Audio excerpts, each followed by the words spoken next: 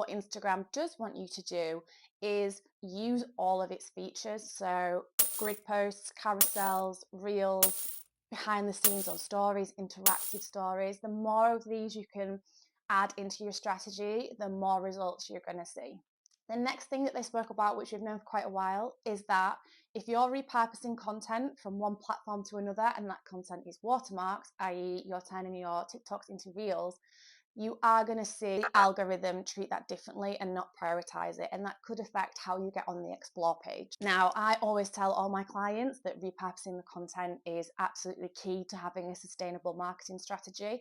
So what that would mean if you want to be repurposing your videos is that you're going to have to edit it somewhere else, like an InShot, for example.